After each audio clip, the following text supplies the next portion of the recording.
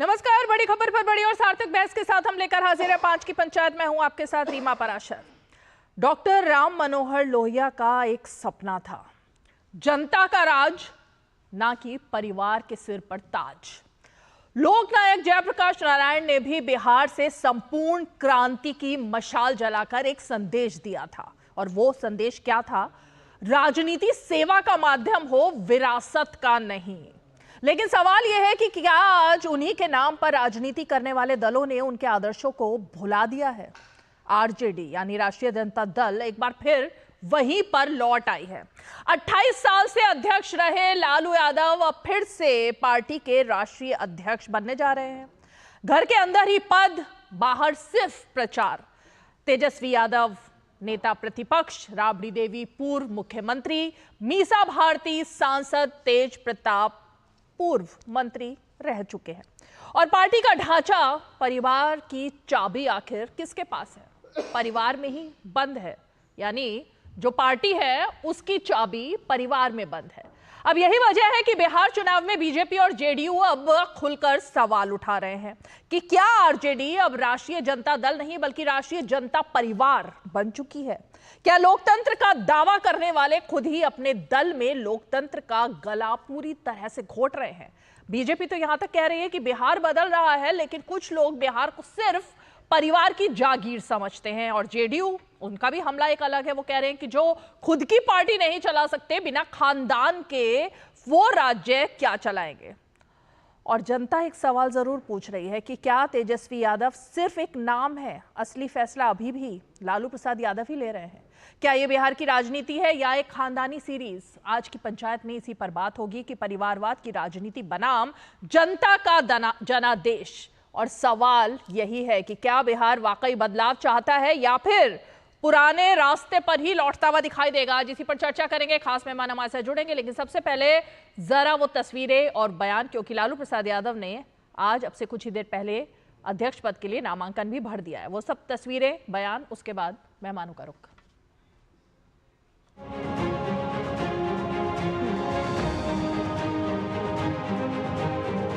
सभी पार्टी के कार्यकर्ता से लेकर नेता लालू जी के नामांकन को लेकर के खुशी जता रहे हैं। और ये लगभग इनका जो टेन्योर होगा, 12 टर्म जो है, उन्होंने राष्ट्राध्यक्ष रहते हुए उन्होंने पूरा किया है। और ये 13वां टर्म होने जाएगा। और हम सब लोगों को इस बात की खुशी है। और हमें लगता है कि आगे आने वाले समय में हम लोगों को लालू जी के नेतृत्व में हम लोगों को जीत मिलेगी। आरजेडी में लोकतंत्र नाम की कतई कोई स्थान नहीं। लोकतंत्र पर उनको आस्था नहीं है। पार्टी के अंदर भी आंतरिक लोकतंत्र नहीं है। और लालू यादव घरेलू पार्टी के राष्ट्रीय अध्यक्ष बने। अगर किसी गरीब गुरबा आदमी को राष्ट्रीय अध्यक्ष बनाते तब वो गरीब के मसीहा वाली पार्टी कहलाती। वो राष्ट्रीय अध्यक्ष रहे हैं, पार्टी के फाउंडर रहे हैं। इस पार्टी के पीछे जो जमात है, जो आधार है, उसके नेता रहे हैं। जब तक हैं तब तक नेता रहेंगे, धरती पर राष्ट्रीय अध्यक्ष रहेंगे, पार्टी के सुप्रीमो रहेंगे। तो इसमें क्या कहना है, तो खुशी की बात है। अरे राष्ट्रीय जनता दल का मतलब होता है लालू जी का परिवार। लालू जी सजा याफ्ता होकर के जेल में रहे, कैद खाने में रहे, तब पर भी राष्ट्रीय अध्यक्ष रहेंगे। चुनाव लड़ने की पात्रता नहीं हो, राजनीतिक रूप से नजरबंद हैं, बीमारी की अवस्था में है, ईश्वर उनको स्वस्थ रखे, लेकिन परिवार का मुखिया होने के चलते केवल उसी परिवार के लोग ही राष्ट्रीय अध्यक्ष बनेंगे। किसी की हिमाकत नहीं है अति पिछड़ा, दलित और अल्पसंख्यक का कि कोई अपनी दावेदारी भी पेश कर सके। कुछ 4-5 लोग जो बैठे हैं वहाँ, जो राजद में बैठे हैं, वो लोग पूरे तरीके से हमको सोचे कि अकेला पड़ जाएगा तो इसको दबा देना है। तो तेज प्रताप यादव दबने वाला नहीं है।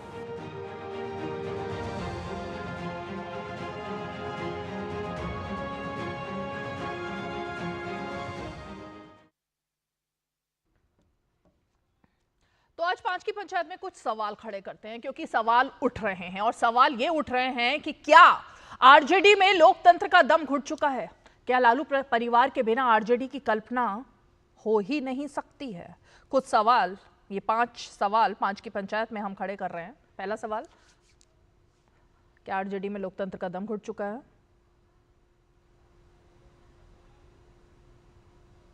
क्या लालू परिवार के बिना आरजेडी की कल्पना नहीं हो सकती है? जल्दी जल्दी आगे बढ़ाइए इनको। तेजस्वी को आगे लाने के नाम पर लालू की पुनरावृत्ति क्यों की जा रही है? ये सवाल भी पार्टी के अंदर भी खड़ा हो रहा है। और ये सवाल है कि क्या आरजेडी राष्ट्रीय है या रिस्ट्रिक्टेड फैमिली लिमिटेड बन चुकी है? क्योंकि 13 बार एक ही लालू प्रसाद यादव, क्या आरजेडी राष्ट्रीय है या फिर बन चुकी है अब कुर्सी के नाम पर वही पार्टी में काम वही, फिर बदलाव कैसे होगा? चलिए इन्हीं सवालों से शुरुआत करते हैं। खास मेहमान हमारे साथ जुड़ गए हैं। मैं परिचय खास मेहमानों का आपसे करा देती हूँ। हमारे साथ धनंजय गिरी स्टूडियो में मौजूद हैं, बीजेपी के राष्ट्रीय प्रवक्ता। डॉक्टर श्याम कुमार जी हमारे साथ जुड़ गए हैं, जो कि आरजेडी के प्रवक्ता हैं। अनुप्रिया जी हमारे साथ जुड़ गई हैं, जो कि प्रवक्ता हैं जेडीयू की। और साथ ही हमारे साथ तहसीन पूनावाला जी जुड़ गए हैं, राजनीतिक विश्लेषक हैं। मैं लेकिन ज़रा डॉक्टर श्याम कुमार जी, ये जो 5 सवाल हमने खड़े किए हैं, इन्हीं सवालों से आपसे शुरुआत करती हूँ। 13वीं बार लालू प्रसाद यादव जी, अब तक ये अटकलें लग रही थी कि वो अपनी जो कमान है, वो अब पार्टी की जो कमान है वो तेजस्वी यादव जी को सौंप देंगे। तेजस्वी यादव जी एक्टिव भी दिखाई दे रहे हैं, तो क्या ऐसी वजह आन पड़ी कि फिर से लालू जी को ही अब अध्यक्ष बनाया जा रहा है? नहीं, आप देखिए कि अभी हाल ही के दिनों में पार्टी में कई सांगठनिक चुनाव हुए। हाँ। अगर सिर्फ आप अध्यक्ष के चुनाव पर अगर आप केंद्रित होना चाहती हूँ, अलग विषय हो सकता है। पूरी पार्टी एक लोकतांत्रिक प्रक्रिया के तहत चुनावी प्रक्रिया में गई है। और हाल ही में अभी मंगनी लाल मंडल साहब को आपने देखा कि उनको राज्य का अध्यक्ष चुनाव निर्वाचित हुए हैं। और इसी दिशा में आगे बढ़ते हुए पार्टी ने राष्ट्रीय अध्यक्ष का भी नामांकन आज किया है। उस नामांकन करने के लिए पार्टी का कोई भी सदस्य बिल्कुल कर सकता है, तो उसके तहत की जा रही है। क्योंकि लालू प्रसाद यादव जी का बड़ा योगदान है सामाजिक न्याय के सरोकार के मुद्दे पर, जितने एक्टिव रहे, जितना योगदान है उनके समाज में, उनके तमाम जो अकलियत, दलित, पिछड़े, अति पिछड़े, मजलूम कौम में उम्मीद के किरण का दूसरा नाम है। लालू प्रसाद यादव एक व्यक्ति नहीं, विचार है। उसके तहत ये उम्मीद बढ़ी है कि जो बिहार और देश की राजनीति जिस मोड़ से करवट ले रही है, उस करवट में, उस परिवर्तन में सामाजिक न्याय और हक और हकूक अंतिम जन को दिलाने के तहत राष्ट्रीय अध्यक्ष का बनने से पार्टी को और सामाजिक न्याय को बहुत बड़ा बल मिलेगा। उनका योगदान आप जानते हैं। आज जातीय जनगणना जो हो रही है उसमें भी अभी कुछ मसले बाकी है। अध्यक्ष महोदय जी का बड़ा अनुभव रहा है, 40 साल का लंबा अनुभव है। मैं समझता हूं कि यह एक जो अभी तक जिन लोगों को मौका नहीं मिला है, हाँ। समाज में जिनको बोलने का हक नहीं मिला, जिनको भागीदारी और हिस्सेदारी और हक नहीं मिला है, मान सम्मान नहीं मिला है, हमारे राष्ट्रीय अध्यक्ष पुनः जीतने से बिहार के चुनाव में उन लोगों को एक नया बल मिलेगा। सामाजिक न्याय के जो हासिल। अरे सर, यही तो मेरा सवाल था, आपने समझे ही नहीं ना।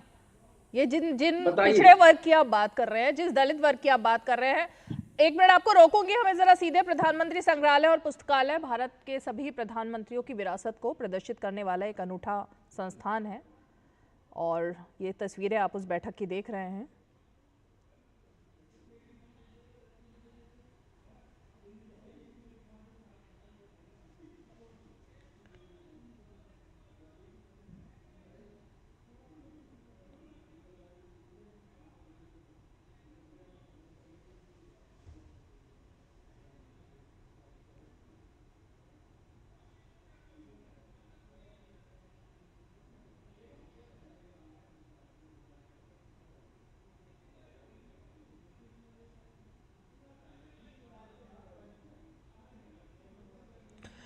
तो प्रधानमंत्री संग्रहालय और पुस्तकालय सोसाइटी की 47वीं वार्षिक आम बैठक, जिसकी तस्वीरें आप इस वक्त देख रहे हैं, इसकी परिकल्पना को साकार करने वाले प्रधानमंत्री नरेंद्र मोदी ने इसके 47वें वार्षिक आम सभा में हिस्सा लिया आपसे कुछ ही देर पहले। और ये संग्रहालय देश के इतिहास, नेतृत्व और विकास की कहानी को संरक्षित करता है।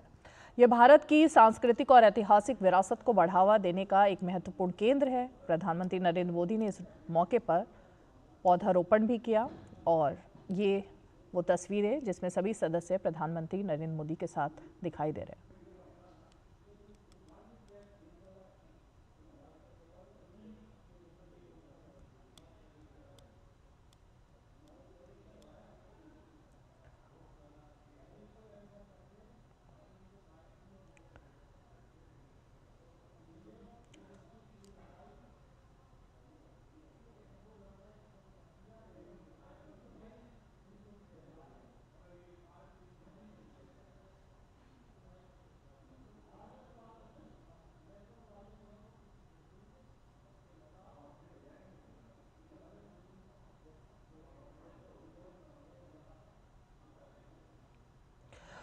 तो प्रधानमंत्री संग्रहालय और पुस्तकालय, जैसा कि आप सभी जानते हैं कि भारत के सभी प्रधानमंत्रियों की विरासत को प्रदर्शित करने वाला एक अनूठा संस्थान है, जिसकी तरफ लोगों की लगातार रुचि बढ़ रही है। इसकी परिकल्पना को साकार करने वाले खुद प्रधानमंत्री नरेंद्र मोदी हैं, जिन्होंने इसके 47वीं वार्षिक आम सभा में हिस्सा लिया है।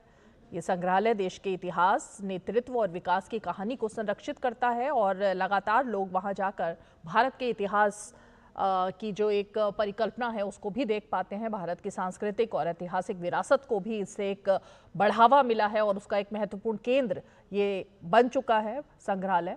प्रधानमंत्री मोदी ने इस मौके पर, जब ये बैठक थी उस मौके पर पौधारोपण भी किया है और प्रधानमंत्री ने आम सभा के सभी सदस्यों को संबोधित किया और उसमें अपने विचार भी व्यक्त किए हैं।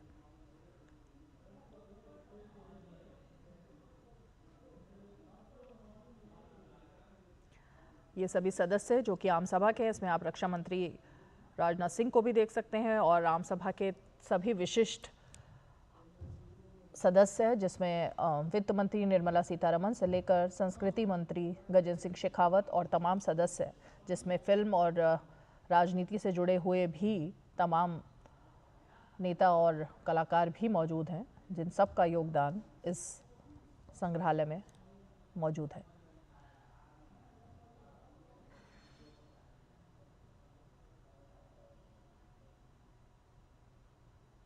ये प्रधानमंत्री ने पौधारोपण किया, उसकी तस्वीरें, और उसके बाद सभी सदस्यों के साथ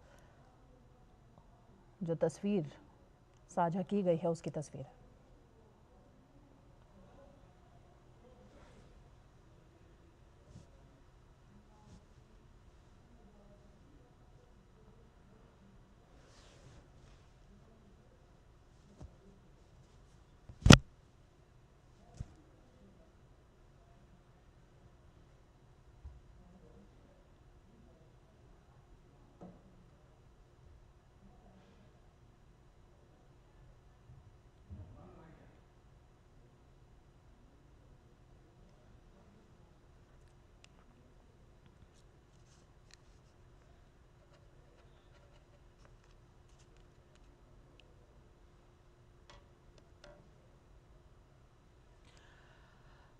तो ये सभी सदस्य हैं, जिसमें कि केंद्रीय मंत्री धर्मेंद्र प्रधान, केंद्रीय मंत्री अश्विनी वैष्णव और नृपेंद्र मिश्रा, जिनको कि हमने देखा कि अयोध्या में जो भव्य राम मंदिर बना उस कमेटी के में भी उनकी अहम भूमिका रही। और तमाम जो ये सदस्य आपको दिखाई दे रहे हैं उन सभी को प्रधानमंत्री नरेंद्र मोदी ने संबोधित किया। 47वीं ये आम सभा की बैठक थी, जिसमें ना सिर्फ संग्रहालय बल्कि इतिहास को संजोए रखने के लिए जो भूमिका ये संग्रहालय निभा रहा है, पुस्तकालय निभा रहा है, उन सब को लेकर एक तरीके से रिव्यू किया गया और प्रधानमंत्री ने सभी सदस्यों को अपने विचारों से संबोधित किया।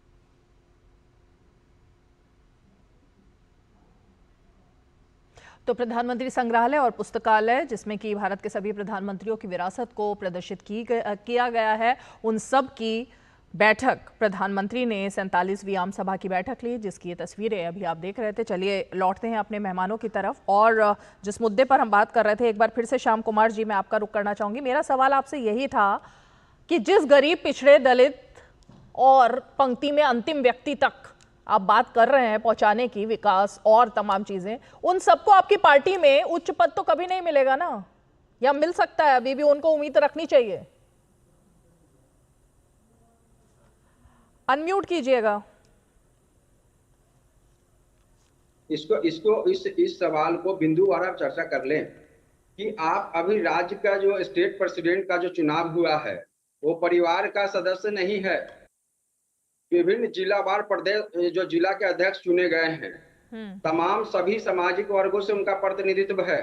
ठीक है। तो एक राष्ट्रीय अध्यक्ष पद का जो चुनाव हो रहा है, ठीक है, सिर्फ एक बिंदु को लेके अगर आप डिबेट करना चाहे कर लीजिए। नहीं ठीक है, आपने बिल्कुल चलिए इस चीज को आपने आगे बढ़ाया। अब मैं धनंजय गिरी का रुख करना चाहूंगी। धनंजय गिरी जी, सवाल यही है, राष्ट्रीय अध्यक्ष सिर्फ एक पद है जिस पर खानदान या कुर्सी, जिसकी बात विरासत की बात कर रही है, लेकिन श्याम रजक जी का भी साफ कहना है और पार्टी की लाइन भी यही है कि प्रदेशों में बहुत सारे अध्यक्ष हैं, वो तो दलित पिछड़े वर्ग से आ रहे हैं ना, उनमें तो परिवार का कोई सदस्य नहीं बैठा हुआ है।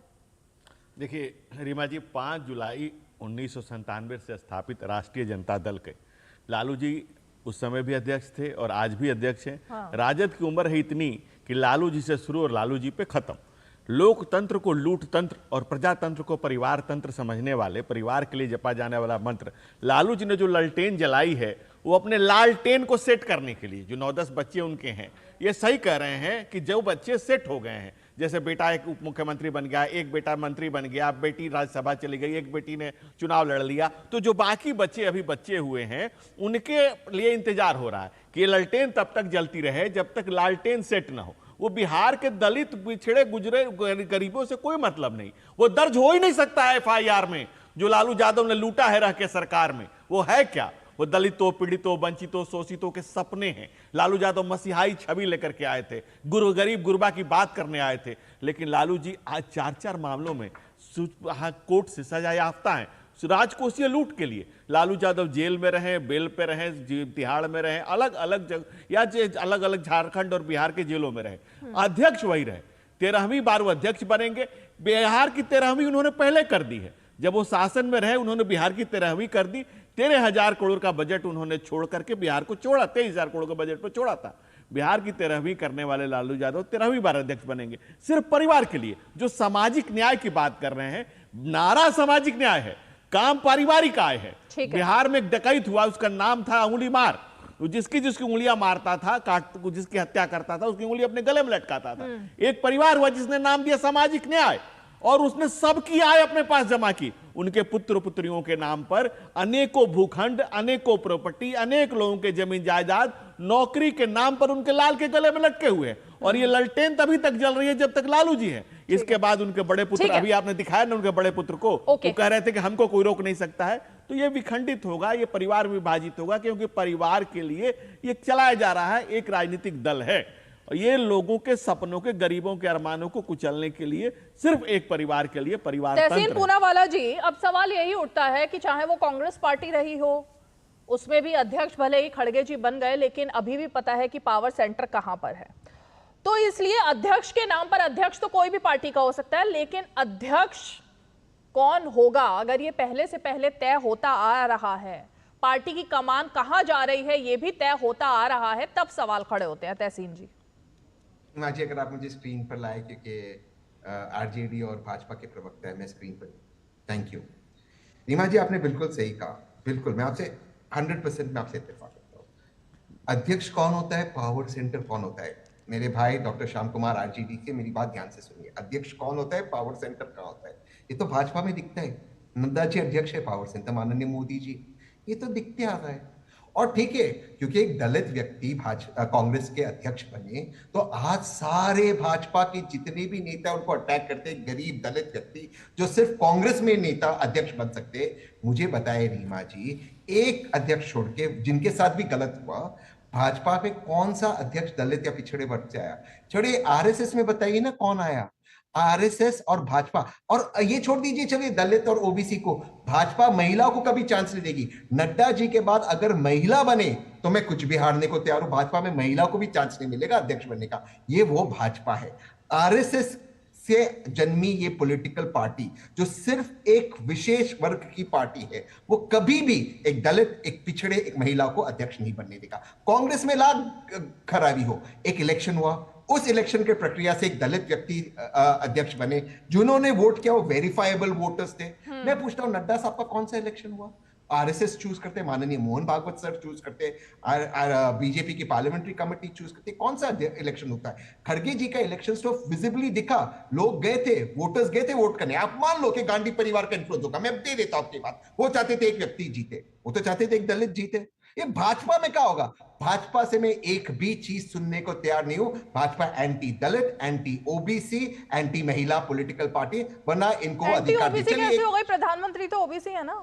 बिल्कुल मैं मानता हूं माननीय बिल्कुल मैं मानता हूं प्रधानमंत्री ओबीसी है। मैं संगठन की बात करता हूं, और ये बात अगर ये कह रहे हैं कि, और मैं बिल्कुल ये मानता हूं कि ओबीसी मिनिस्टर्स को उन्होंने चांस दिया, लेकिन अगर इन्हीं का गवर्नेंस का रिकॉर्ड देखे, जिस पर लालू जी के प्रवक्ता बात कर रहे थे, हाँ। सोशल जस्टिस का, आज आप कोई भी सूबा उठा लीजिए जिसमें भाजपा की हुकूमत सरकार चल रही, कोई भी सूबा, उत्तर प्रदेश ले लीजिए। दर्शक मुझ पे विश्वास मत कीजिए, गूगल पे कीजिए, चैट जीपीटी पे कीजिए, कितने पुलिस कमिश्नर्स है ओबीसी या दलित? ठीक उतने जितने माननीय प्रधानमंत्री के प्रेस कॉन्फ्रेंसेस जीरो। कितने एसपी बड़े बड़े शहरों के हैं? ठीक उतने जितने प्रधानमंत्री के प्रेस कॉन्फ्रेंसेस जीरो। कितने डीएमए बड़े शहरों के? ठीक उतने जितने प्रधानमंत्री के प्रेस कॉन्फ्रेंसेस जीरो। क्यों? वहां पर आपको दलित क्यों चाहते थे? स्टेट विश्वविद्यालय में दलित को क्यों वाइस चांसलर नहीं बनाती भाजपा? क्योंकि भाजपा इनके खिलाफ है, और ये टीवी पे आके सिर्फ इनका वोट लेना चाहते हैं, इनको कोई पोजीशन नहीं देना चाहते। ठीक है, दो और मेहमान है, लेकिन कोई रिएक्शन 10 सेकंड में धनंजय गिरी जल्दी से। भारतीय जनता पार्टी भारत के जनमन का प्रस्फुटन है। कैसे भारतीय जनता पार्टी को मौका मिला तो दलित व्यक्ति को राष्ट्रपति बनाती है, भारतीय जनता पार्टी को मौका मिलता है तो महिला को और आदिवासी महिला को बनाती है। कांग्रेस को उत्तर प्रदेश में 11 मुख्यमंत्री बनाए। मुझ पर भी भरोसा मत करिए, चैट जीपीटी पे करिए, गूगल पे करिए, 11 में एक पिछड़ा हो तो मुझे बताइए। हमें मौका मिला, हमने 4 मुख्यमंत्री बनाए, चारों पिछड़े वर्ग से बनाए। मध्य प्रदेश में मौका मिला, यादव जी को बनाया, अलग अलग प्रदेशों में अलग अलग पिछड़ों को बनाया। लेकिन कांग्रेस राजनीति की रेस से बाहर हो चुकी। कांग्रेस को जब कांग्रेस पिछड़ने लगी तो पिछड़े याद आने लगे, जब कांग्रेस डूबने लगी तो दलित याद आने लगे। ये कांग्रेस का दोगलापन है, ये कांग्रेस का दोहला चरित्र है। आप भारतीय जनता पार्टी, बाबा साहब डॉक्टर भीमराव अम्बेडकर ने इस जनमत की बात कही है, सर्वानुमति की बात की है। भारतीय जनता पार्टी का अध्यक्ष सर्वानुमति से बनता है। ये नहीं कहता है अध्यक्ष कागज में हाथ उठा के कर्नाटक की बैठक से कि मैं ये कागज 3 बैठकें कर चुका हूं, आला कमान के पास जा रहा हूं, ऐसा मल्लिकार्जुन खड़गे कहते हैं। और तब शर्मिंदगी होती है कि क्या कांग्रेस में दलित दरी बिछाने के लिए पिछड़े पांव पोछ है? कांग्रेस की एक कल्चर रही है, यही कल्चर है कांग्रेस का। ओके तहसीन, अब आपके पास मैं बाद में आऊंगी, रुकिए जरा। अब कोई बात नहीं। हाँ, मैं जरा, अब अखिलेश कटियार जी भी जुड़ गए हैं। अनुप्रिया जी, लास्ट रिएक्शन आपके पास। अखिलेश कटियार जी, वही बात आ जाती है ना घूम फिर के, राम मनोहर लोहिया जी क्या कहते थे, जेपी क्या कहते थे? कहीं उन्होंने नहीं कहा कि एक ही परिवार को आगे बढ़ाते जाओ और देश में सिर्फ परिवारवाद की राजनीति करो। लेकिन समाजवादी पार्टी में, हमने हाउस में भी देखा था, गृह मंत्री अमित शाह ने भी कह दिया था कि भाई बीजेपी में तो कुछ भी हो जाए लेकिन अखिलेश यादव हमेशा अध्यक्ष बने रहेंगे। ये कटाक्ष नहीं था, ये हकीकत भी थी। तो वो हकीकत तो जो आरजेडी की है वो आपकी पार्टी की भी है। अनम्यूट कीजिए, अनम्यूट कीजिए। अरे सर जी, मैं आपकी बात को आगे बढ़ाता हूँ। हाँ। माननीय रक्षा मंत्री राजनाथ सिंह साहब हैं, पंकज सिंह जी हैं, अध्यक्ष के परिवार के हैं, पार्टी का अध्यक्ष की बात हो रही है। सुन लीजिए, बात सुन लीजिए पूरी। 2 मिनट दीजिए बोलने में। चाहे अनुराग ठाकुर हो, धूमल साहब हो, प्रवेश वर्मा हो, शाहिद सिंह वर्मा हो, अनुप्रिया पटेल, सोनेलाल, रमन सिंह, अभिषेक सिंह, ये क्या परिवार के लोग नहीं? बांसुरी सुराज, सुषमा स्वराज, और संगठन के ऊपर और चले जाएं तो बीजेपी का जो मात्र संगठन है आरएसएस, उसमें क्या कभी चुनाव होता है? चितपावन ब्राह्मण, अगर रज्जू भैया जी को छोड़ दिया जाए तो चितपावन ब्राह्मण ही उसके हेड बनेंगे, उसमें भी कभी कराइए। अरे चुनाव तो होता है या नहीं उसकी बात नहीं हो रही ना। एक ही परिवार के हाथ में सब कुछ रहता है, इसकी बात हो रही है अभी। तो मैं तो कह रहा हूं कि यहाँ तो एक ही व्यक्ति के हाथ में 50 साल रहता है।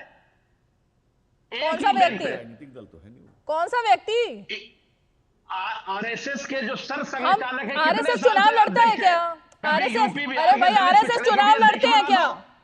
आरएसएस वाले चुनाव लड़ते हैं क्या? संघ चुनाव लड़ता है क्या? आप बीजेपी की बात कीजिए ना, जो चुनाव लड़ती है, जिसके प्रधानमंत्री बनते हैं, जिसकी सरकार बनती है। अध्यक्ष चुनता है, राजनीति अध्यक्ष चुनता है, आरएसएस से भाजपा की चलती है। अरे सर, हाइपोथेटिकल बातें थोड़ी ना होती है शो में बैठकर, हाइपोथेटिकल बातें नहीं होती। क्या आरएसएस का संगठन भाजपा नहीं है? क्या आरएसएस भाजपा की नीतियां तय नहीं करता? क्या वहां व्यक्तिवाद नहीं है? तो ये हाइपोथेटिकल आप मान सकती है, लेकिन देश की राजनीति रीमा जी से प्रभावित होती है। और भारतीय जनता पार्टी में दर्जन भर नेता है जो नेता परिवारवाद से जन्मे हैं, उससे भी बात हो जाए साथ साथ में। ओके अनुप्रिया जी, ये एक जवाब है जो लगातार कांग्रेस से भी मिल रहा है, जो लगातार जेडीयू को मिल रहा है, आरजेडी से मिला। अब जेडीयू में अगर नीतीश कुमार के बेटे उनको भी सामने लाने की बात चल रही है, तो फिर तो दोनों पार्टियों में समानता हो गई ना। रीमा जी, आपने आदरणीय मुख्यमंत्री नीतीश कुमार जी के सुपुत्र के बारे में कहा कि आने की बात चल रही है, आया नहीं है। फिर ये तो हो गया हाइपोथेटिकल कि ये दिखता है कि जो आए नहीं है, जिनकी मंशा क्या है, वो क्या करेंगे, उन्होंने स्पष्ट खुद भी नहीं कहा है, तो उस पर बात करने की बात ही अलग है। लेकिन थोड़ा मैं कांग्रेस और समाजवादी पार्टी और आरजेडी को मैं क्लियर कर दूं कि आप जिस परिवारवाद की बात करते हैं और आप जिस अन्य दल की बात करते हैं, उसमें अंतर यह है कि आपका राष्ट्रीय अध्यक्ष भी आपके परिवार का लोग होगा, और जब आपके नेता का चयन होगा, क्योंकि आप आरजेडी में पूछिए, राष्ट्रीय अध्यक्ष लालू जी होंगे, और जब मुख्यमंत्री का चेहरा कौन होगा, तेजस्वी जी। यह होता है परिवारवाद। सिर्फ राष्ट्रीय अध्यक्ष का चयन किसी भी दल में, अगर समाजवादी पार्टी भी अगर बात करती है, तो डंके की चोट पर कहे ना कि आपने कलेजा को मजबूत करके कहे कि भाई मुख्यमंत्री का चेहरा जो होगा, हमारी पार्टी का नेतृत्व जो कर रहा होगा, ठीक है, परिवार का लोग होगा, लेकिन एक कार्यकर्ता होगा, आम कार्यकर्ता होगा, जिसका अनुभव बोल रहा होगा। आज आदरणीय लालू प्रसाद यादव जी के बाद में कोई ऐसा चेहरा नहीं है, राबड़ी देवी जी के बाद में कोई काबिल ही नहीं है कि मुख्यमंत्री का चेहरा के लिए उनके सुपुत्र के अलावा और कोई नहीं होगा, अखिलेश भैया के अलावा और कोई नहीं होगा। यह होता है परिवारवाद। और आप जितने अन्य दलों की बात कर रहे हैं, किसी भी पार्टी में लंबे समय से, और अभी आरजेडी के प्रवक्ता बहुत ज्ञान दे रहे थे कि भाई पिछड़े दलित की आवाज मसीहा बनने वाले, 2024 का लोकसभा चुनाव हुआ था, श्याम जी याद है आपके? जो राष्ट्रीय अध्यक्ष बनने वाले हैं, उन्होंने किनके चुनाव प्रचार में गए थे, याद है कि नहीं है? बस अपनी 2 बेटियों के चुनाव प्रचार में जाते हैं। बाकी और जो आपके पार्टी से लड़ने वाली जो महिलाएं थी, आपके पार्टी से लड़ने वाले अति पिछड़ा के जो कैंडिडेट थे, उनके प्रचार में क्यों नहीं गए? तब उनकी तबियत खराब हो जाती है। अब पिता राष्ट्रीय अध्यक्ष बन करके और बेटा के लिए जनता के बीच में हाथ जोड़ कर कह रहा है कि भाई मेरे बेटे को एक बार मौका दे दो। किस लिए मौका दो भैया? क्या चारवाहा विद्यालय चलाना है? किस लिए मौका दो? सड़क नहीं गड्ढे बनाना है? किस लिए मौका दो कि नौकरी के बदले जमीन ले लेना है, अपनी संपत्ति अटूट बना लेनी है? श्याम जी थोड़ा ये समझाइए, कैसे परिवारवाद आप अपनी पार्टी के डिफेंड कीजिएगा, बता दीजिए इस बार। अगर आपने परिवारवाद नहीं है तो कहिए इस बार आरजेडी का जो मुख्यमंत्री का चेहरा जो होगा, कोई अति पिछड़ा और दलित होगा, तेजस्वी जी नहीं होंगे, तो हम मान लेंगे, हम यहाँ बैठे हुए और डॉक्टर श्याम जल्दी से जवाब दीजिए। डॉक्टर श्याम जवाब दीजिए। नहीं, देखिए, परिवारवाद पर बहस करना है तो मैं खुली बहस और सार्थक संवाद होना चाहिए, ऐसा मेरा मानना है। तो वही हो रहा है। सबसे पहले ना बिल्कुल आप बीजेपी में जो परिवार के जो सदस्य गण हैं, उसका लिस्ट निकाल लीजिए। और जो अभी हमारी मित्र साथी बता रही थी, बिहार की राजनीति पर अपनी टिप्पणी दे रही थी, बहुत बढ़िया है, उस पर मेरा भी टेक ऑन आप लीजिएगा ही। एलजेपी इनके साथ में है, लोक जनशक्ति पार्टी, पता है ना कि मैं बताऊं उसमें कि क्या उसमें स्थिति है? अच्छा होता कि उस पार्टी की तरफ से कोई प्रवक्ता बुलाते तो उसका जवाब देते। चूंकि मैं पार्टी का नाम नहीं लेता, लेकिन चूंकि इन्होंने जब लिया है तो बात चलेगी आगे तक। तो एलजीपी की बात कर लीजिए। तो जहां तक आप बात करें परिवारवाद का, अभी जो आयोग बनी है, उस आयोग में किसकी नियुक्ति हुई है, इस पर आप बताएंगे कुछ? आप जो आयोग अभी बनी है, आप लोग परिवारवाद पे बात करते हैं, तो नेशनल जो है एनडीए का फुल फॉर्म क्या तेजस्वी यादव जी ने बताया, आपने देखा है?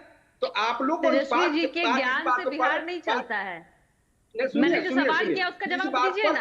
है हिम्मत तो कहिए कि इस बार आरजेडी का जो चेहरा होगा, महागठबंधन का चेहरा होगा, श्याम जी आप ही को क्यों नहीं नियुक्त कर देते कि भाई आप मुख्यमंत्री के कैंडिडेट होंगे? चाहे तेजस्वी भैया होंगे, तेजस्वी भैया ही इतने काबिल हैं कि लालू परिवार में, और आरजेडी का कोई एक आम कार्यकर्ता जो लालू प्रसाद यादव जी के साथ में कंधे से कंधे मिला के चला है, उनमें काबिलियत नहीं है? सिर्फ आदरणीय तेजस्वी यादव जी इतने काबिल हैं कि जिनको मुख्यमंत्री बना दिया जाए? अरे मीसा भारती को कह दे कि उनकी बड़ी बहन है, उनका ज्यादा अनुभव है, वो बनेंगी।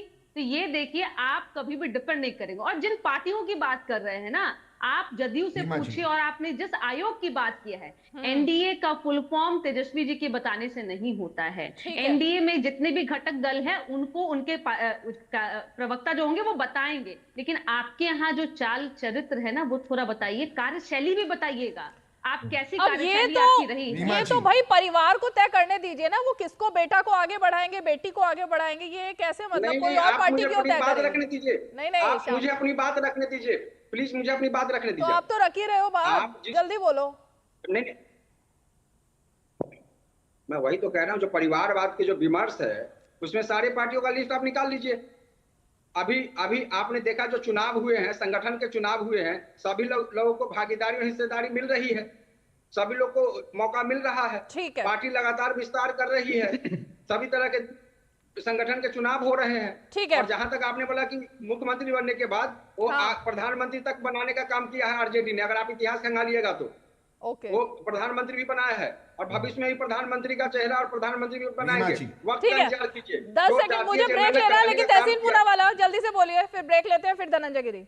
हाँ, अनुप्रिया जी बहुत अच्छी प्रवक्ता है जेडीयू की, मैं उनका बहुत आदर करता हूँ, लेकिन अनुप्रिया जी इतना अटैक नहीं करना चाहिए। आज से 2 महीने बाद आपको आरजेडी और के प्रवक्ता मेरे सामने आके नीतीश कुमार जी के बेटे निशांत कुमार जी को डिफेंड करना होगा, जब वो नालंदा डिस्ट्रिक्ट की सीट से लड़ेंगे, वहां पर जहां पे जेडीयू का 3 टाइम से एमएलए बैठा हुआ है। आज सुबह मीटिंग हुई, उस एमएलए को ये कन्विंस किया जा रहा है कि वो सीट छोड़ा जाए नीतीश कुमार जी के बेटे के लिए आज सुबह। तो प्लीज नीतीश कुमार जी, हम अगर वो उनके बेटे को लाना चाहते हैं, उनका स्वागत है, आपको ही डिफेंड करना पड़ेगा। ये वीडियो मैं तभी चलाऊंगा आपके साथ।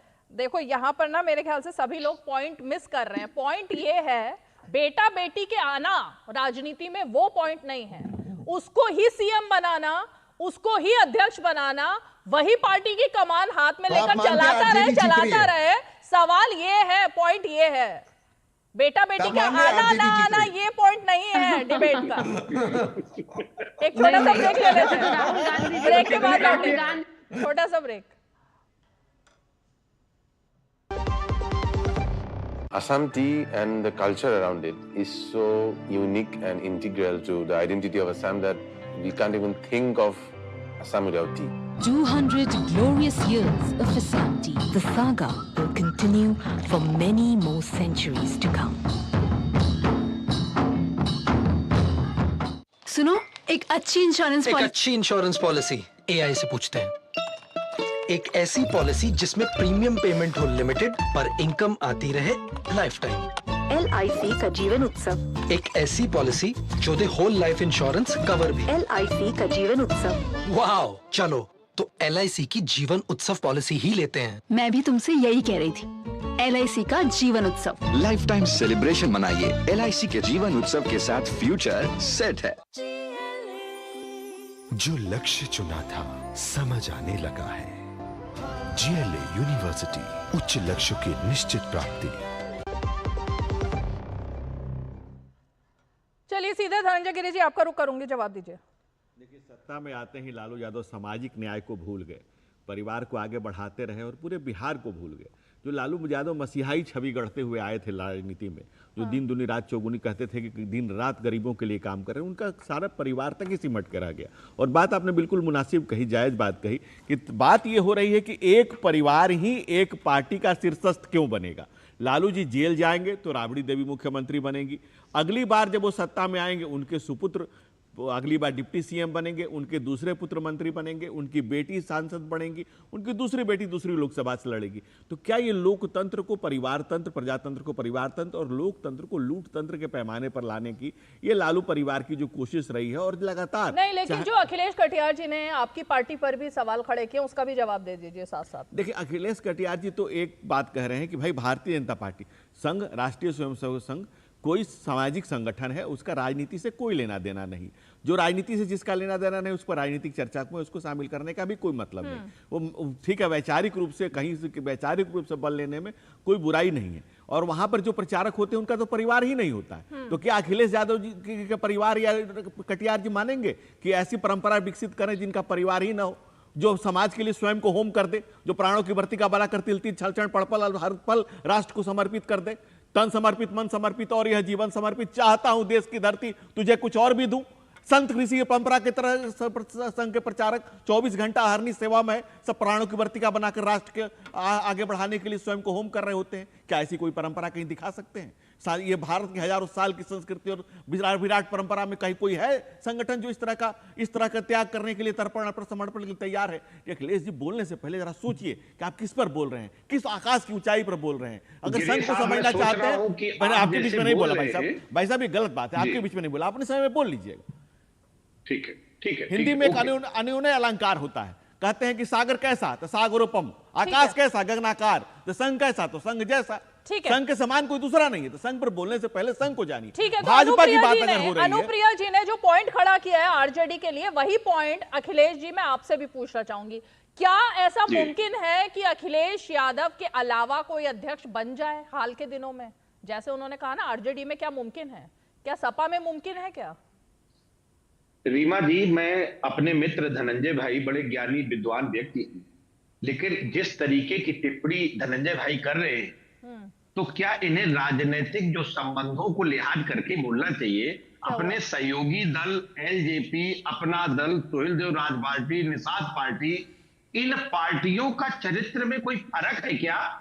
पिता अध्यक्ष, बेटा महासचिव, पिता अध्यक्ष, पति पत्नी दोनों मंत्री, इनके साथ मिलकर आप सरकार चला रहे हो धनंजय साहब।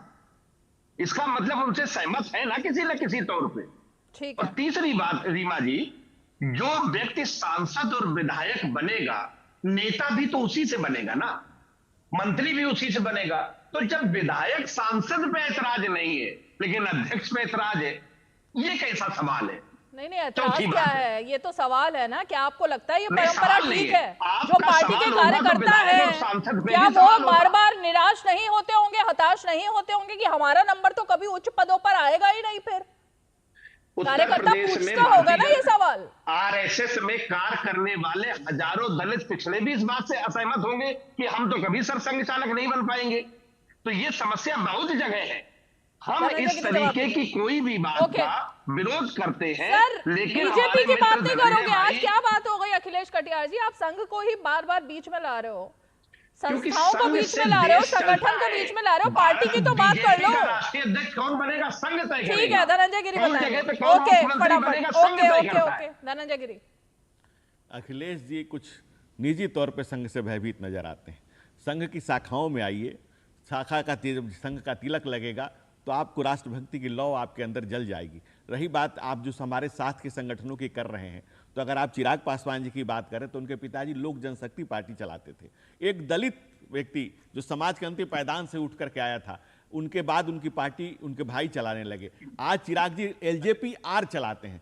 लोक जनशक्ति पार्टी रामविलास, अपने पिता के नाम पर उन्होंने पार्टी को आगे बढ़ाया, उस मसाल को वो आगे जला रहे हैं, उस झोपड़ी को वो आगे बढ़ा रहे हैं, गरीबों वंचितों का हक आगे रख रहे हैं। तो उनके तपस्या को समझिए। उनको लोगों ने चुना है और वो अपनी एक नई पार्टी का उन्होंने निर्माण किया है, जिसको लेकर के वो आगे बढ़ रहे हैं। जो दूसरे आप हमारे सहयोगी दलों की बात कर रहे हैं, जो समाज के अंतिम पायदान पर खड़ा व्यक्ति है, जो ठगा गया है, जिसको कभी मौका नहीं मिला, उस वंचित समाज को लेकर के अगर कोई व्यक्ति आगे आ रहा है और वो समाज उसको नेता मान रहा है तो अलग बात है। लेकिन आप जिस एक परिवार के भीतर एक पार्टी को सेंट्रिक कर दिए, 32 पद आपके समय में एक परिवार को, आपके रिश्तेदारों को मिलते थे, हमें उस पर भी आपत्ति नहीं। आपत्ति क्या है कि लोकतंत्र में एक ऐसा तंत्र गढ़ देना जिससे लोक ही गायब हो जाए और तंत्र ही तंत्र रह जाए, और जिसमें जो परिवार को पालने का और परिवार को आगे बढ़ाने का मंत्र हो जाए, समस्या वहां पर आती है। ओके, तहसीन पूनावाला।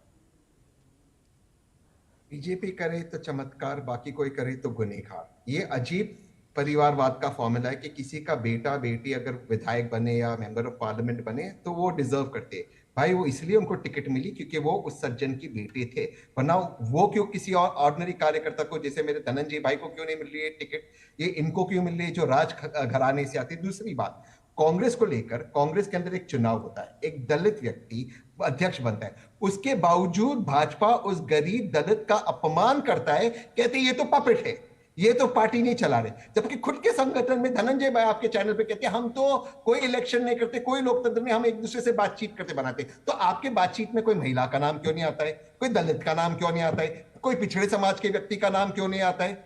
क्योंकि आपका बॉयज क्लब है, उस बॉयज क्लब में आप विशेष लोग ये जो चलाना चाहते हैं संगठन, और फिर आप लालू यादव जैसे लोगों को आप कोसते हो जिन्होंने एक्चुअली इस देश के अंदर सोशल जस्टिस का रेवोल्यूशन लाया है। तहसीन पूनावाला काफी रिसर्च करके हमेशा शो में आते हैं, लेकिन आज मुझे अचंभा हुआ, देश का सर्वोच्च पद जो है राष्ट्रपति, उस पर एक महिला बैठी हुई है। बिल्कुल, सबसे पहले कांग्रेस ने दिया। देश में एक और सर्वोच्च पद है जिसको कि वित्त मंत्री निर्मला सीतारमण उस कुर्सी पर बैठी है, वित्त मंत्री के तौर पर देश हम संगठन की बात कर रहे हैं। तो नहीं, मैं एक बात कह रही हूँ कि मतलब अगर ऐसी मेंटालिटी हो किसी की, तो इन उच्च पदों पर कैसे महिलाएं आ पाएंगी? आपको लगता है आ सकती हैं? बिल्कुल बिल्कुल बिल्कुल सही, लेकिन ये जो सीलिंग थी ये कांग्रेस ने तोड़ी। सबसे पहले दलित राष्ट्रपति कांग्रेस ने किया, नारायण साहब दिया। सबसे पहले महिला राष्ट्रपति कांग्रेस ने दिया, भाजपा ने उसका अपोज किया, आज भाजपा दे रही है। हम संगठन की बात कर रहे हैं, संगठन में भाजपा और आरएसएस के संगठन में महिलाओं के लिए कोई जगह नहीं। 10 सेकंड धनंजय गिरी जी, फिर अनुप्रिया जी के पास जाना है। नहीं, आप बिल्कुल ठीक कर रहे हैं। तहसीन जी से भी मैं भी ऐसी उम्मीद नहीं करता। संघ की महिला विंग है जिसका इनको पता होना चाहिए। मातृ संगठन है हमारा जो अलग चलता है और उसकी पूरी सारी इकाइयां हैं, उसकी कई वाहिनी है, कई जगह काम करती है। मातृशक्ति अलग काम करती है, इनको पता है, लेकिन बावजूद उसके ये अपनी एक पक्षीय रखना चाहते हैं। दूसरी बात, कांग्रेस लंबे समय तक शासन में रही है। मैंने उत्तर प्रदेश का एग्जाम्पल दिया कि 11 मुख्यमंत्री बनाए, एक भी पिछड़े को नहीं बनाया। और कांग्रेस पार्टी एक परिवार से चलती है, जहां की आज भी इन्होंने दलित अध्यक्ष है इनके, मैं मानता हूं, लेकिन गरीब शब्द उसमें न लगाया करें। अभी हजारों एकड़ जमीन उन्होंने कर्नाटका में लौटाई है, इसलिए गरीब शब्द न लगाए। दलित है, इसका मैं सम्मान करता हूं। लेकिन आज दलित भी कब बना? जब पिछड़े का परिवार का बेटा नरेंद्र मोदी गुर्बत की गोद से उठ करके शोहरत तक का सफर तय किया और देश को एक नए मकाम तक ले गया। जब गरीब का बेटा इस देश का प्रधानमंत्री बनता है और इस देश के पिछड़े समाज उसको तीसरी बार बनाते हैं, कांग्रेस मजबूर होकर के एक दलित व्यक्ति को लाती है कि नरेंद्र मोदी के सामने खड़ा होने के लिए कुछ तो फेस सेविंग किया जा सके। ये तो कांग्रेस पार्टी एक परिवार से बाहर ही नहीं निकली। और गांधी परिवार से शुरू, गांधी परिवार से खत्म। और जब उनके राष्ट्रीय अध्यक्ष ये बात कहते हैं कि भाई हम तो आला कमान तय करेगा, हमारे यहाँ सब कुछ कमान तो आला कमान के पास है। हाँ। कौन नहीं जानता है आपके यहाँ?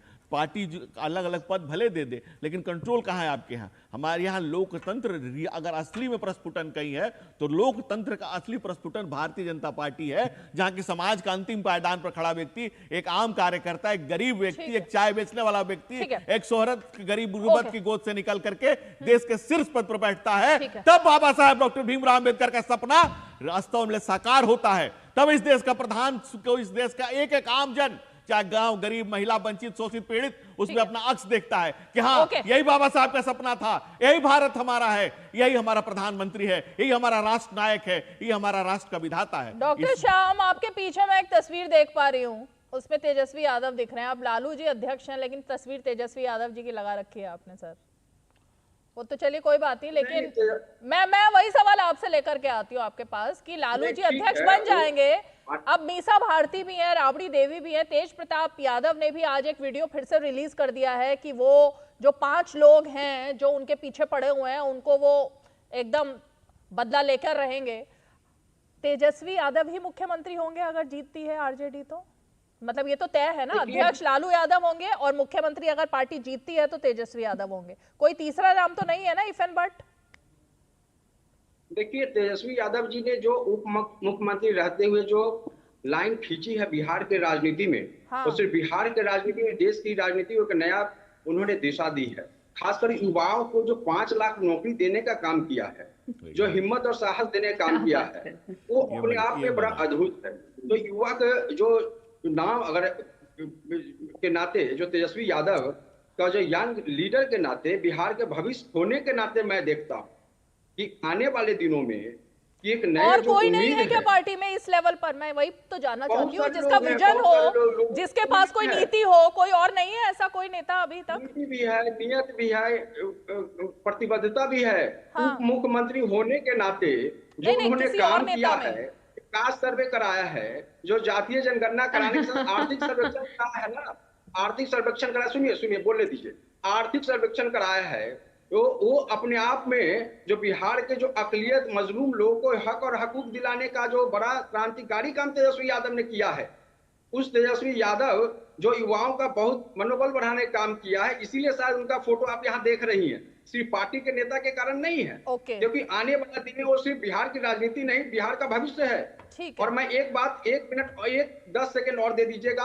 अपने मित्र आदरणीय भाई जो बीजेपी के साथी बता रहे थे, बिहार का कौन जनता इनकी मानेगा कि लोजपा में परिवारवाद नहीं है, आरजेडी में परिवारवाद है। ओके। तो लोजपा में जो भी परिवार है उनसे जो है सामाजिक न्याय हो रहा है, इससे नहीं हो रहा है। बिहार में कौन मानेगा? ये भी डिबेट में आप कह लीजिए, उसमें कोई दिक्कत नहीं है। मैंने तो बहुत सिंपल सवाल पूछा था डॉक्टर शाम आपसे, आप घुमा फिरा कर बात कर रहे हैं। आप एक बार ये नहीं बता पा रहे कि क्या आरजेडी में परिवार जो है यादव परिवार, उसके अलावा छठे नेता का नाम बता दीजिए जिसका नीति, जिसका विजन, जिसका कुछ हो, जिस पर बिहार की जनता वोट दे। एक नाम बताइए। आप भगवतिया देवी का नाम सुना है आपने? गया से लोकसभा के सदस्य बनाया था लालू प्रसाद यादव साहब ने। नहीं, कर्पूरी ठाकुर से शुरू हुआ था। विधायक का नाम उठा के देखिए ना, 1990 से 2005 तक, और उसके 5 से लेकर 25 तक मंगनी लाल मंडल कर्पूरी साहब के साथ काम किए थे। मंगनी लाल मंडल जो अनुभव और सामाजिक सरोकार के बहुत बड़ा बिहार के राजनीति और देश के राजनीति में नाम है। एक एक आदमी को गिनकर, एक एक नगीनों को, हीरा को उठा के आरजेडी सामने ला रही है। आज किसको आज की राजनीति का बताइए ना, आज किसका नाम आगे है? आज के राजनीति में तो आपको प्रदेश अध्यक्ष ही बता दिया। इससे बिहार में चुनाव होने वाले हैं। अनुप्रिया जी आप देखिए। हाँ बोलिए, जल्दी कंप्लीट कीजिए श्याम जी। नहीं, मैंने कहा कि सामाजिक सरोकार के मुद्दों पर सामाजिक के सभी तबकों के हिस्सेदारी और भागीदारी सुनिश्चित हो सके। उनके तमाम लोगों को हिस्सेदारी ठीक है। अब आपने एक लंबी लिस्ट बता दी, हालांकि मैं नाम नहीं सुन पाई, लेकिन आपने कहा कि बहुत सारे लोग हैं। अनुप्रिया जी जवाब दीजिए। रीमा जी, मैं आरजेडी के प्रवक्ता की दिलेरी मानती हूँ कि देखिए भाई, इन लोग 17 महीने की सरकार कहते हैं, और थोड़ा मैं इससे पूछना चाहूंगी कि किस राज्य में संवैधानिक रूप से डिप्टी सीएम को अधिकार होता है कि नौकरी बांट दे, और डिप्टी सीएम के पास में कब ऐसा विजन, उनका विजन के अनुसार कार्य होता है? थोड़ा क्लियर हो जाइए। मुख्यमंत्री के हस्तक्षेप से कोई भी मंत्रालय चलता है, लेकिन आप एक दिलेरी और कर दीजिए। आप जिनको आज राष्ट्रीय अध्यक्ष बन रहे हैं, उनका भी शासनकाल रहा है बिहार में, और आपने जिन नगीनों की बात किया कि नगीनों को चुन चुन के लाया था, और पिछड़े, दलित और विकास की मुख्यधारा से जुड़ के जो नहीं आ पाए थे, उनको आपने आगे किया। तो 2005 में बिहार की जनता क्यों आपको भगा दी? क्यों कही कि तुम्हारी सरकार नहीं चाहिए? क्यों ऐसी बड़ी विडंबना क्या हो गई? तो उस शासनकाल की भी बात कीजिए। और रहा कि आप डिफरेंस नहीं कर पा रहे हैं, आप तय नहीं कर पा रहे, मैं फिर पूछ रही हूँ, क्या बताइए कि आपके यहाँ मुख्यमंत्री का चेहरा कौन होगा? और तहसीन जी बहुत ही मैं उनको विद्वान मानती हूँ और अच्छे वो वक्ता भी हैं, बट वो थोड़ा कंफ्यूज कर जा रहे हैं, वो डिफेंड नहीं कर पा रहे कि आखिर कैसे बचाएं कांग्रेस को, जिस कांग्रेस में भी जहां पे आला कमान परिवार के ही लोग होता है, और पीढ़ी दर पीढ़ी। तहसीन जी, ये तो देश का इतिहास है, और इतिहास में सबने देखा है कि लगातार, और आज भी सबसे काबिल जो है आदरणीय राहुल जी ही है, राहुल गांधी जी हैं।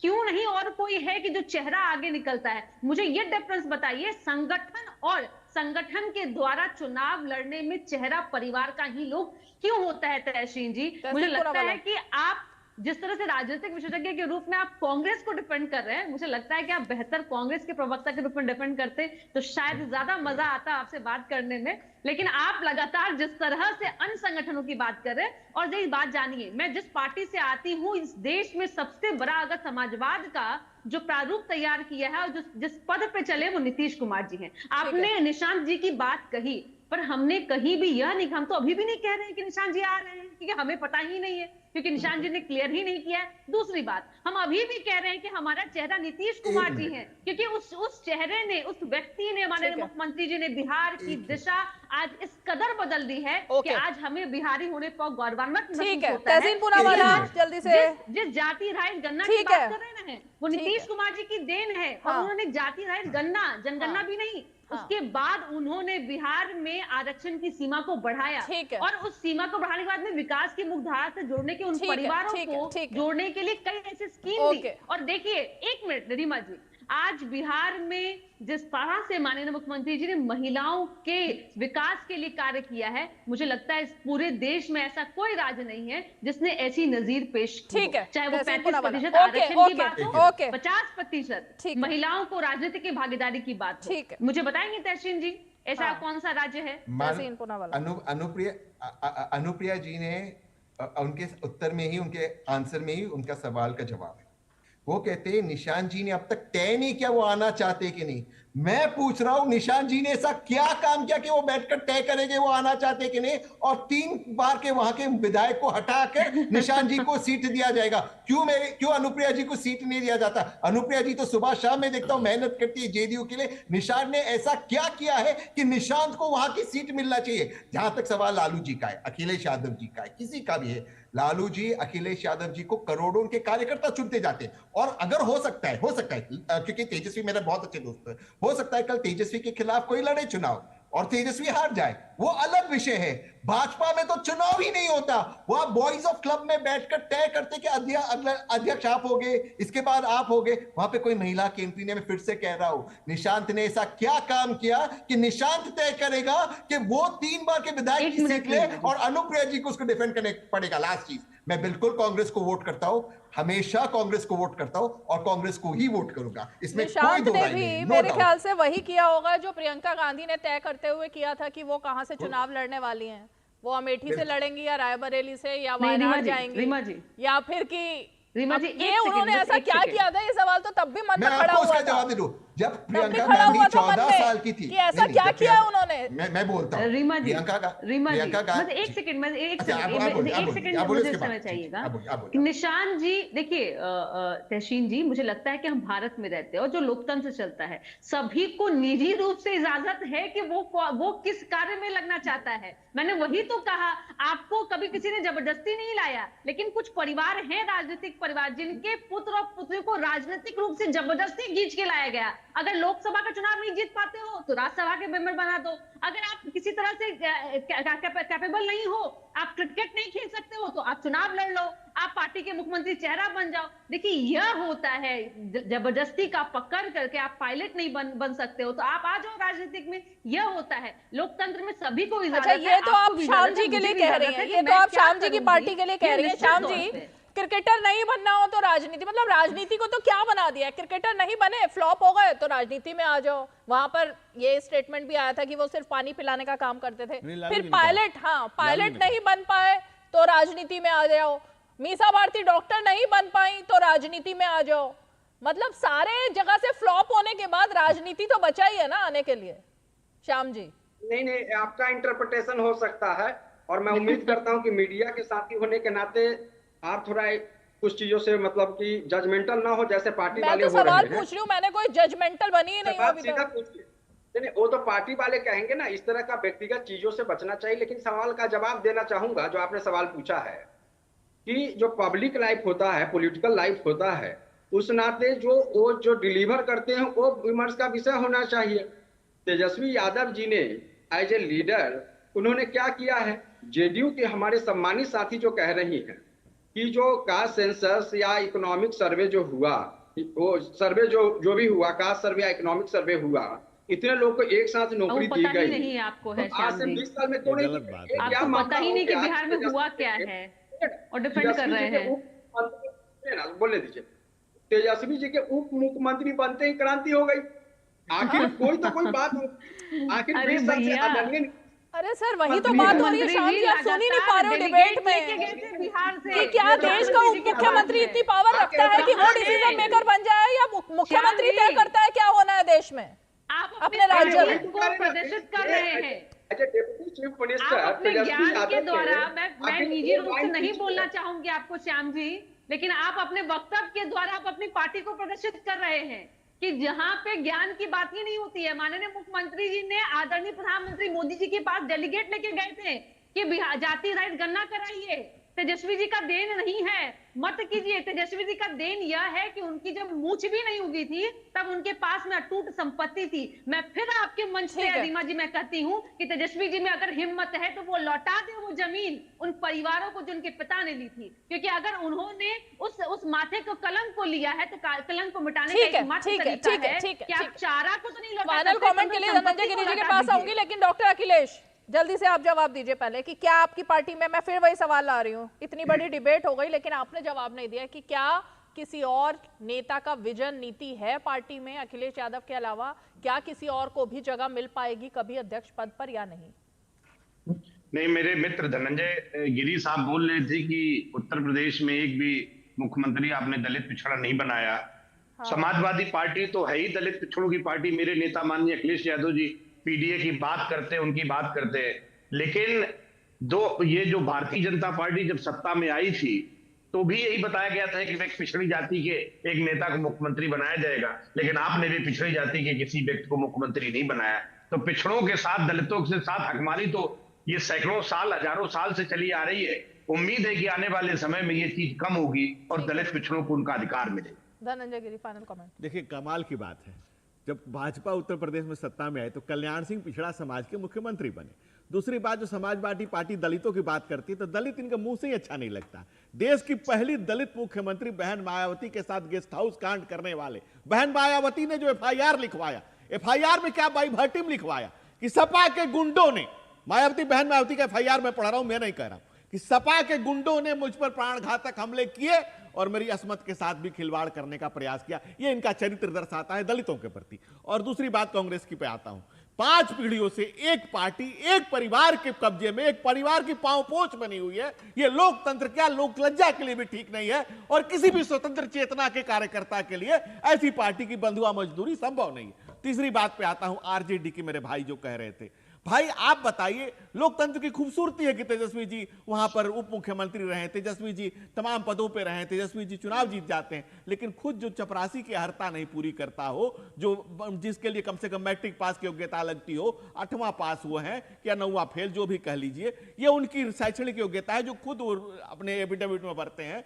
बावजूद उसके उनके तमाम जो कसीदे गढ़ रहे हैं, बहुत तेज हैं उनके, बहुत तेज है उनमें। और उनका तेज क्या है, 18 साल की उम्र में 54 प्रॉपर्टी उनके नाम है। ऐसा तेज बिहार के किसी और पिछड़े का, किसी और दलित के गले में इतनी संपत्तियों की माला क्यों नहीं लटकी? क्यों बालू माफिया सुभाष यादव ने एक ही रात 16 उनके नाम कर दिया? वक्त नहीं है मेरे पास। बहुत बहुत शुक्रिया, आप सभी खास मेहमान हमारे साथ 5 की पंचायत में जुड़े। और इसीलिए मुद्दा यही है कि जब ये मुद्दा लेकर के आते हैं ना हम कि आखिर परिवारवाद, तो जाहिर तौर पर सभी पार्टियों की पोल तो खुलती है, लेकिन अध्यक्ष भी वही हो, पार्टी के कमान भी उसी के हाथ में हो, तो जनता बार बार त्रस्त तो हो ही जाती है ना, पूछती है ये सवाल कि आखिर कब तक ऐसा शासन चलेगा। 5 की पंचायत में आज इतना ही, कल फिर होगी मुलाकात, तब तक के लिए हमें दीजिए इजाजत, नमस्कार।